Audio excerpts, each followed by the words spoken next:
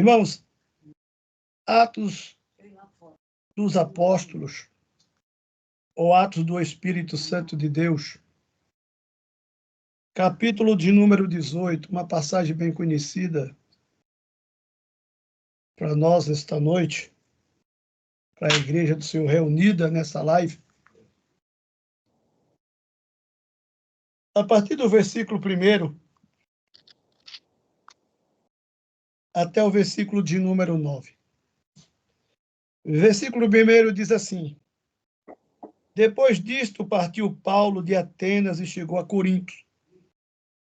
E achando certos judeus por nome Áquila, natural do Ponto, que havia pouco tinha visto da Itália, e Priscila, sua mulher, pois Cláudio tinha mandado que todos os judeus saíssem de Roma, e se ajuntou com eles. E como era do mesmo ofício, ficou com eles, e trabalhava, pois tinha por ofício fazer tendas. E todos os sábados disputava na sinagoga, e convencia judeus e gregos. Quando Silas e Timóteo desceram da Macedônia, foi Paulo impulsionado pela palavra, testificando aos judeus que Jesus era o Cristo. 6. Mas, resistindo e blasfemando eles, sacudiu as vestes e disse-lhe: O vosso sangue seja sobre a vossa cabeça. Eu estou limpo, e desde agora parto para os gentios. Versículo 7. E saindo dali, entrou em casa de um homem chamado Tito Justo, que servia a Deus, e cuja casa estava junto da sinagoga. E Crispo, o principal da sinagoga, creu no Senhor, como toda a sua casa, também muitos dos coríntios, ouvindo-o, creram e foram batizados. E disse o Senhor em visão a Paulo: Não temas, vírgula, mas fala e não te cales. Não temas, mas fale e não te cales. Queridos, nesta noite eu quero ser sucinto, ser breve. Prometo aos irmãos que não me demorarei muito hoje. Lá para 00:30 a gente termina e o nome de Deus é glorificado. Por quê? Eu estou falando isso, Maria dos Anjos, o Damião, os demais irmãos. Porque quando você adentra para meditar na palavra de Deus e trazer uma mensagem do trono da graça, há umas ramificações que você vai tendo da parte de Deus e o nome do Senhor é glorificado e exaltado para todos sempre. Quando eu começo a ler este capítulo de número 18, eu tenho que me referir também, antes de todos, ao capítulo de número 17, porque Paulo estava passando um tempo em Atenas. E sabemos que em Atenas havia um templo chamado Deusa Diana dos Efésios. E Paulo ele está a observar em Atenas a religião, a cultura. Paulo está observando a arquitetura, a agricultura, tudo que se dispunha em Atenas, Paulo estava observando. E, de uma forma que ele observava, ele encontrou um elo muito grande para propagar o nome de Deus dentro da cidade de Atenas, quando encontrou um altar dizendo ao Deus desconhecido. E ali ele começa a pregar a respeito do Deus que fez os céus e fez a terra. Mas sabemos nós que há um tempo determinado por Deus, seja quando você está em missão, está dentro da obra de Deus, executando a obra de Deus, tem um tempo de estadia, de você permanecer naquele lugar ou naquela cidade. Alguns passam anos, meses, alguns 15 dias, 20 dias. Não sabemos muitos quanto tempo Paulo passou em Atenas. Mas uma coisa é certa, tinha um povo precisando também ouvir da boca de Paulo o que Deus tinha colocado já dentro do seu coração para pronunciar a respeito do Evangelho. E a Bíblia vai dizer que, até anotei algumas coisas aqui importantes e quero destacar hoje, que eu acho isso muito bonito demais, é que há algum povo, principalmente judeus e gregos, que precisam ouvir da parte de Paulo a verdade e destaque da palavra. Como tem muitos ao nosso derredor, ou, perdão, muito ao redor, e também ao derredor também, que precisam ouvir ainda a palavra da verdade. Porque eu tenho visto hoje, amados irmãos, que quando você prega uma mensagem de exortação dentro da congregação, ou dentro de um círculo de oração, ou dentro de uma reunião de irmão e de irmã, chá de senhoras, tudo isso, quando você leva uma palavra de exortação, quem não está alicerçado, enraizado na palavra, ela não dá muito ouvido àquilo que você está pronunciando da parte de Deus. Mas aquela que está alicerçada, arraigada na palavra de Deus, ela para lhe ouvir, porque sabe que dali tem uma resposta de Deus para a tua vida. E eu tenho visto nesses últimos dias, eu estou dizendo de onde eu tenho congregado, que quando se fala assim, repreensão ou exortação de Deus, os irmãos torcem o rosto, mexem no celular e não dá ouvido o que Deus tem para ouvir.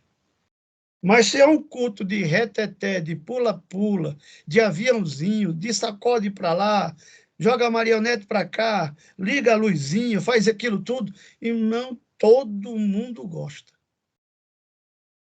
Mas quando você chama a atenção, que Deus chama a atenção, melhor dizendo, através da sua palavra, há um desânimo total na igreja, entra-se uma frieza espiritual dentro da igreja, tremendo. E por isso eu quero, nesta noite, trazer algumas partes de que eu achei muito interessante do capítulo 18 para a nossa vida atual. Primeiro, no capítulo de número 18,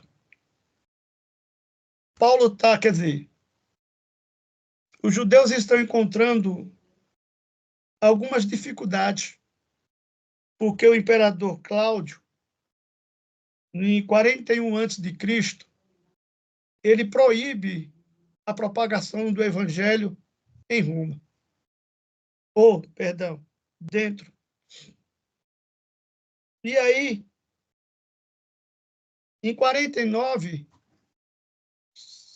8 anos depois, Cláudio, o imperador, diz que não quer mais nenhum judeu lá. É para deportar todos. E é dentro desta palavra que eu me alegro nesta noite.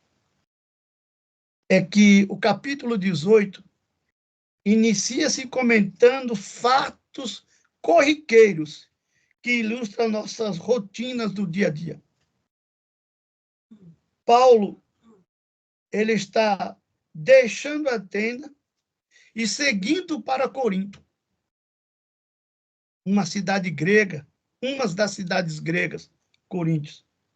Em Coríntios, ele vai encontrar um casal, judeus, mas já convertido ao cristianismo, que torna-se uma base maior para um homem de Deus, porque quando você é enviado em missão para determinada localidade, que você não tem um ponto de apoio, até você encontrar este ponto de apoio, você fica inseguro. Mas quando você encontra um ponto de apoio, você se sente em casa, você se sente seguro. Você diz: agora eu lancei a âncora e meu barco está seguro. E Paulo agora ele se sente seguro em Coríntios, porque encontra Áquila e Priscila. Este casal que junta-se a Paulo numa missão de pregar o evangelho. E note-se que a vida de Paulo, todos nós sabemos, para não ser pesado aos irmãos, eles têm o seu trabalho secular do seu dia a dia. Ele trabalhava com couro, com pele de cabra, fazia suas tendas, vendia para não tornar pesado ao irmão onde estava hospedado. Entenda bem uma coisa. Quando eu olho para esta passagem de que Paulo encontra um apoio, Paulo encontra naquele local um ponto aonde ele pode descansar e sabendo que as pessoas que estão ao seu lado falam a mesma linguagem espiritual. Isso nos dá uma base, como eu disse, de segurança para pregarmos aquilo que Deus tem colocado em nosso coração. Quando Paulo trabalha durante a semana inteira, segunda, terça, quarta, quinta, na sexta-feira, no sábado, que é dia de descanso, partem para a sinagoga e lá prega o evangelho de Deus na cidade de Corinto. Mas toda viagem missionária não será, no início, gratificante. Você vai encontrar algumas dificuldades, você vai encontrar alguns tropeços, alguns espinhos.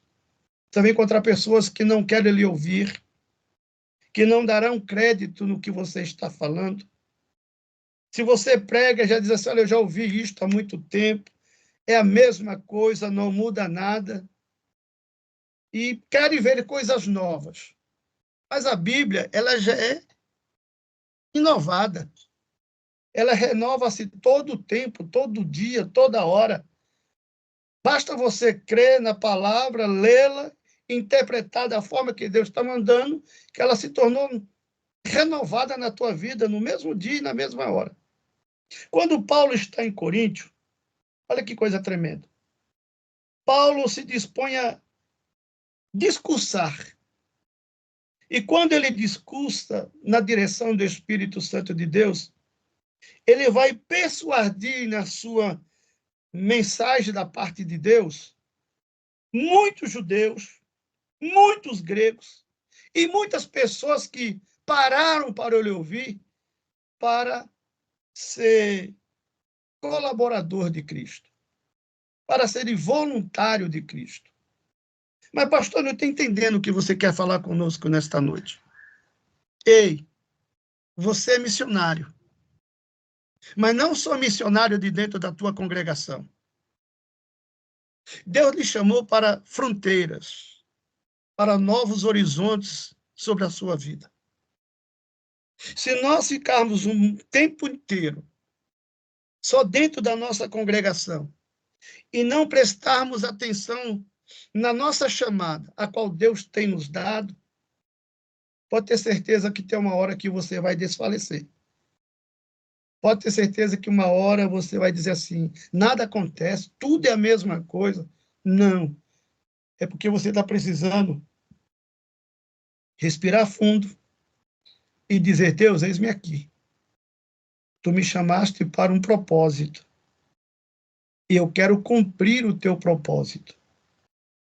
Paulo sabia que havia um propósito nesta rota de chegar à cidade de Coríntios. E somos sabedores que a cidade de Coríntios, Maria dos Anjos, não foi fácil.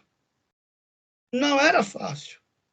Principalmente encontrar mulheres no porto, que eram mulheres da vida, né? Para convencer as mulheres, trazer para o evangelho, não é fácil. A minha, a tua chamada como missionário ou missioneiro na face da terra não é fácil.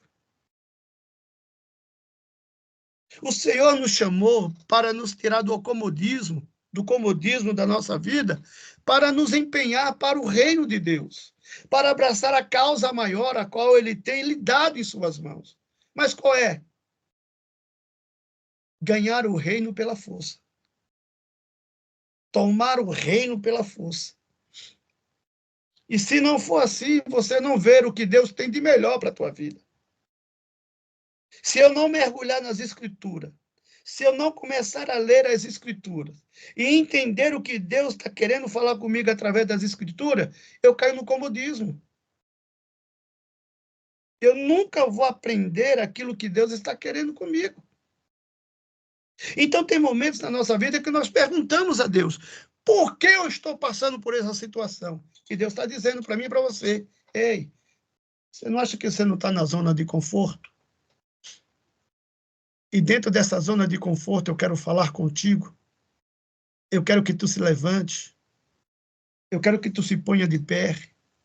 Eu quero que tu ouça para começar a marchar e fazer de volta o que tu fazia no teu primeiro amor, como voluntário para mim dentro da obra. Não é fácil, mas Deus está nos despertando nesta noite para isso. Ei, missionário, missionária, Deus está falando contigo nesta noite. Desperta-te, porque a tua chamada, a tua caminhada é longa. Não pense que acabou a tua chamada. Ah, parou, tá bom, até aqui tá bom. Não, não, continua, porque a tua chamada ainda continua no céu. Hã? Por que continua no céu? Porque a Bíblia diz: ao que vencer, farei coluna no templo do meu Pai. Ali tem trabalho, ali tem missão. Você pensa que vai subir ao céu, vai ficar no comodismo? Não, tem trabalho também. Tem trabalho. Então, missão tem aqui e tem lá também. Então, começamos aqui e terminamos lá com gozo eterno. Aqui é sofrimento, aqui é dor, aqui é perseguição, aqui é a ponte, aqui ninguém lhe conhece. Ou quer dizer, não dá crédito ao que você fala, ao que você prega, mas lá no céu não. Lá é glória, é honra, é dádiva de Deus. Paulo, olha que coisa linda. Paulo contrasta toda a sua rotina saindo de Atenas, indo para Corintos, e agora fazendo o que ele mais ama, pregar o evangelho. Aquele que outrora nós somos conhecedores, sabemos disso, que era perseguidor do povo de Deus, agora ele está debruçado. A sua alma está robustecida, alegre, jubilante, em saber que o seu coração não existia mais perseguição, mas existia agora amor pelo Evangelho. Deixa eu fazer uma pergunta para nós. Ainda amamos de fato o Evangelho de Deus? Ou pregamos de fato com amor e com ênfase o Evangelho de Deus? Como estamos hoje? Paulo diz que nós devemos examinar todos os dias. Não só no dia da Santa Ceia, todos os dias. Porque a Bíblia diz: examine-se o homem a si mesmo. Mas não é só para a Santa Ceia, todos os dias. Ainda há amor para você pregar o Evangelho? De fato, como você, no primeiro amor, no início da tua jornada, no início da tua caminhada, você pregava com ênfase, com eloquência, orava, e você era um orador nato, igual Apolo. Mas hoje, quando é o culto, que o culto passa das 9, já olha para o relógio e quase diz para o pastor: está na hora. Está na hora de terminar. Eu não entendo hoje como somos diante de Deus. Eu não sei se de fato nós estamos apresentando a Deus um culto racional a Deus. Porque quando há louvor na igreja, toda a igreja louva. Mas quando fala na palavra, eu digo aonde eu congrego. Parece que tem dois cultos dentro da igreja. É um pastor pregando e no meio da igreja um monte de conversa. É celular olhando, é gente mastigando chiclete, é um bocejando, esticando as mãos. Como dizer assim, está na hora de terminar o culto. Não se deixa mais Deus falar de fato dentro da igreja. Aí, muitas das vezes, falamos desta forma. O culto hoje foi uma benção. Deus falou tremendamente. Para você que está arraigado na palavra, nas escrituras, sobre a rocha, o culto foi bom. Porque você disse, eu vi ouvir o que Deus tem para falar comigo. Mas tem muitos dentro da igreja que só vão meramente, me perdoe, bater cartão. Vou lá hoje porque a dos anjos, ela é dirigente das irmãs, eu tenho que ir lá para ela me ver. Vou lá hoje porque eu sou do grupo dos senhores e o Damião tem que me ver. Vou lá hoje porque o Glauber é líder dos músicos, eu tenho que ir lá para me ver. Irmão, que culto racional é esse que nós estamos apresentando a Deus? Não está na hora de fazermos uma reflexão, porque na atualidade de hoje, me permita e me perdoe ao mesmo tempo, cadê os milagres? Cadê o canceroso sendo curado dentro da igreja?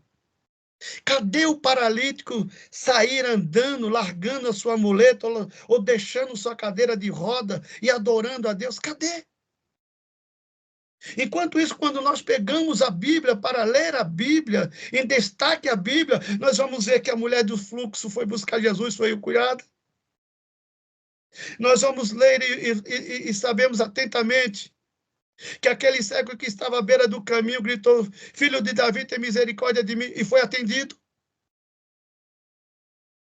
Zaqueu sobe em cima de uma árvore e Deus diz assim para ele: desce depressa, porque hoje chegou salvação na tua casa. Hã? Pedro e João estão subindo a porta formosa, a hora nona. Na porta formosa está um aleijado de nascença, pede-lhe uma esmola e diz: não tenho prata nem ouro, mas eu digo em nome de Jesus, levante e anda. E hoje não acontece mais. Que culto nós estamos apresentando a Deus nesses últimos tempos? São cultos para massagear o nosso ego? Ou são cultos para vermos a glória de Deus descer sobre a igreja e nós vemos os sinais de Deus, as maravilhas de Deus no meio do povo de Deus? Ah, irmão, eu paro para analisar. Se nós não tivermos amor pelo culto que apresentamos a Deus, e se não tivermos amor pela obra de Deus, é em vão. Tudo é em vão. Porque a Bíblia diz: a ninguém deveis nada a não ser o amor. Tudo é o amor.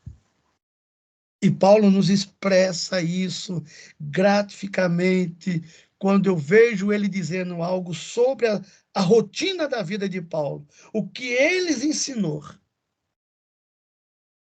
Entenda bem uma coisa aqui. Os homens, quando eu digo homem, é epiceno.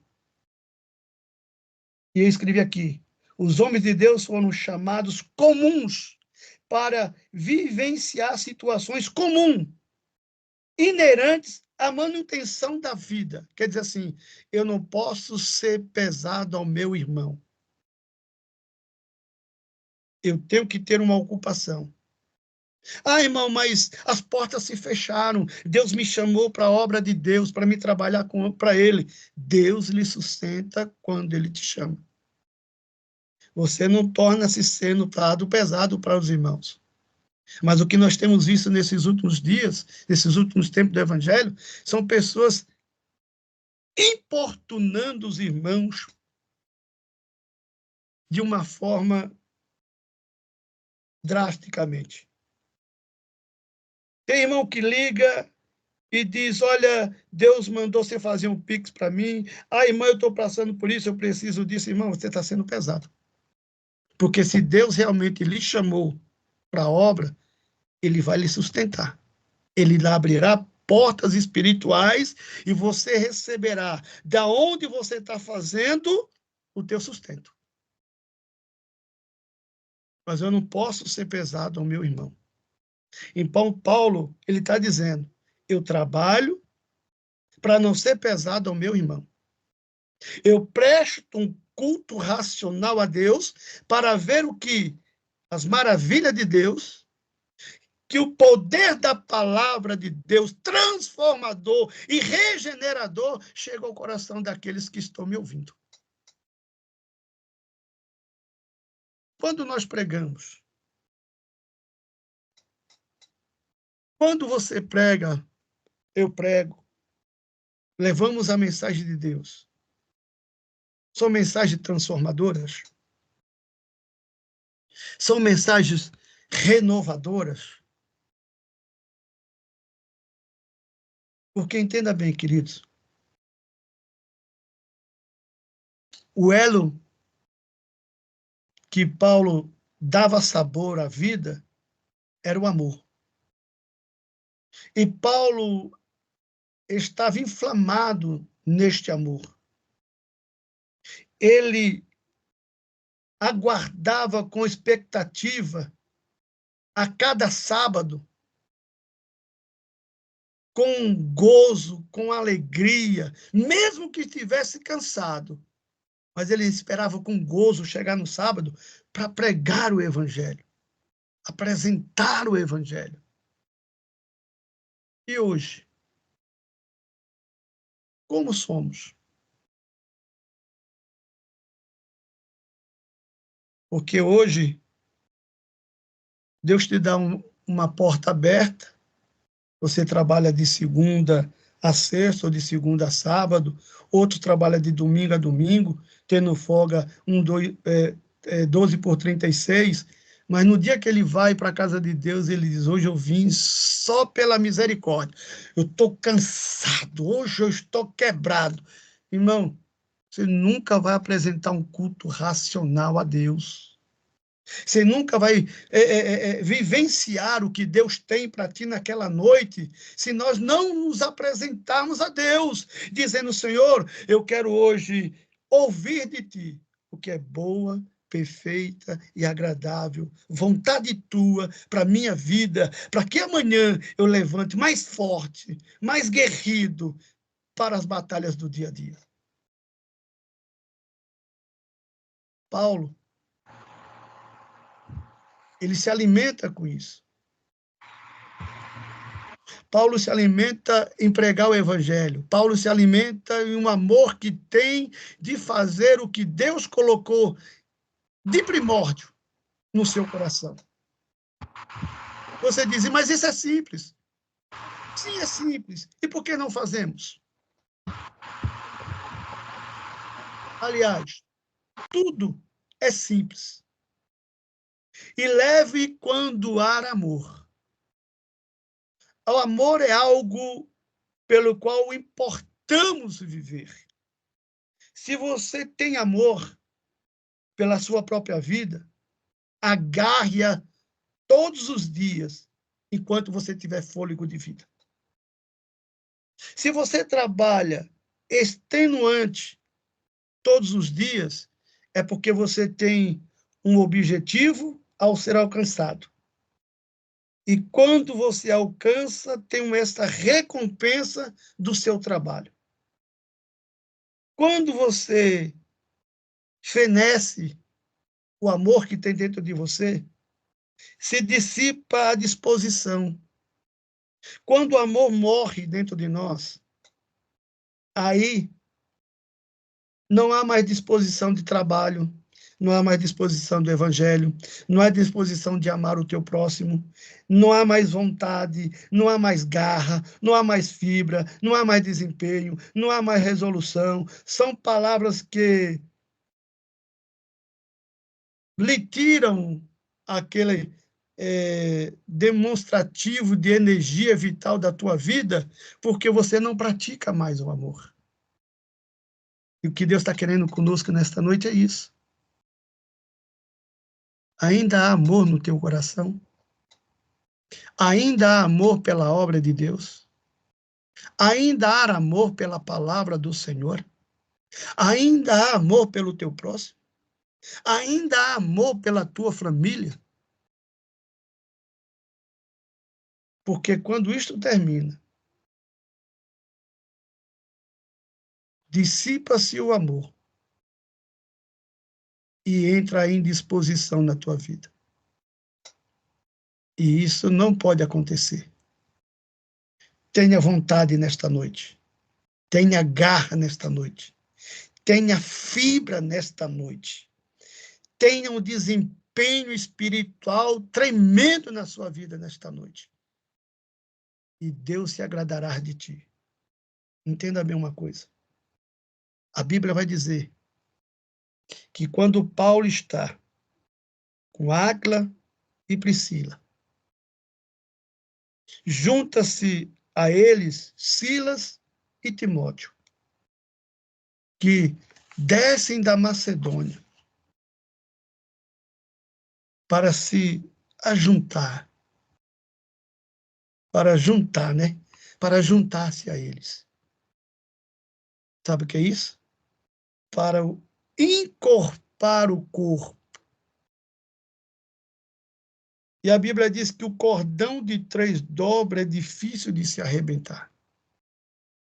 Quando você encorpa o teu ministério, a tua chamada, irmão, não tem ninguém que conseguirá quebrar o cordão de 3 dobras. Você é mais do que vencedor. E eu quero lhe dizer nesta noite que Deus está dizendo: eu sou o cordão de 3 dobras na tua vida. Levante-te hoje, porque eu tenho algo novo para a tua vida. E eu quero lhe dizer que não temas, fale e não te cales. Faça como José, que não se calou quando foi chamado diante do rei. Faça-se como Daniel, que não se calou quando foi chamado diante do rei. Faça-se como a rainha Esther, que não se calou quando esteve diante do rei. Faça como Jeremias, o profeta Jeremias, quando foi chamado por Zedequias. Ele disse que Deus tinha colocado em seu coração. E você? Tem dito ou tem falo aquilo que Deus tem colocado no teu coração? Para aquele que espera ouvir da tua boca ou dos teus lábios uma palavra de vitória, uma palavra de renovo, uma palavra de ânimo. Precisamos hoje dizer assim: não temas. Não temas o que o homem pode fazer contigo. Mas fale e não te cales. Pronuncie o que Deus tem te mandado nesta noite. Ei, eu sei que você é missionária nesta noite. Porque tem pessoas que dizem assim: nem eu conheço a minha chamada. Deixa eu te falar aqui, ó. Quando Deus abre uma porta de emprego na tua vida, a tua chamada está dentro do emprego. Está dentro da empresa onde tu trabalha, está dentro da loja onde tu trabalha. Tu acha que Deus te colocou dentro de uma empresa, ou dentro da loja, para tu ficar calado, somente calado, vendendo, ou para tu pronunciar o evangelho de boas novas? Um evangelho de restauração, um evangelho de ressurreição. Isto também é chamada. Isto é chamada. Ah, pastor, mas dentro do lugar que eu trabalho não tenho oportunidade de falar. Tem sim, irmão. Nós temos sim.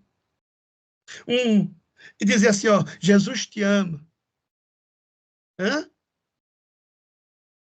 Para um coração aflito, é uma luz nas trevas. Só que nós, muitas das vezes, negligenciamos também esta chamada. E queremos somente ouvir de Deus, ou queremos de Deus, que Deus realize os desejos dos nossos corações. E para Deus realizar o desejo dos nossos corações, nós temos primeiro que fazer para Ele. Desempenharmos para Ele. E fazer o melhor para Ele.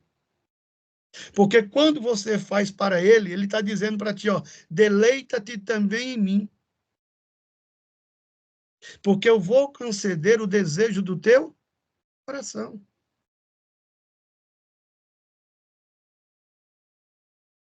Entenda bem uma coisa aqui, queridos. Para me finalizar, que eu disse que eu não ia muito longe hoje. Eu não sei qual a tua missão. Eu não sei qual é o estado que Deus irá te mandar. Eu não sei qual é a família que tu irás proclamar o evangelho da ressurreição, da morte para a vida. Eu não sei. Mas eu sei te dizer uma coisa. Fica atento.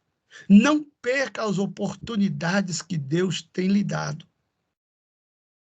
Porque eu quero te dizer uma coisa. Fales e não te cales nesta noite. Abra bem a tua boca. Porque a Bíblia diz, porque eu a encherei. Aleluia. Você não sabe o que vai pronunciar, mas antes de você abrir a boca, Deus já sabe a palavra que sairá dos teus lábios para a vida que está quebrada, afastada, desesperançosa. Ei, levante hoje. Deus quer falar contigo no meio do teu vale. Deus quer falar contigo no meio desta tua perseguição. Deus quer falar contigo com um carinho imenso e dizendo, filha minha, filho meu, eu preciso de ti. Alai, que vaste cúvia, para elevar as boas novas. Fales e não te cales nesta noite. Que Deus assim abençoe a todos e obrigado pela oportunidade, no nome de Jesus.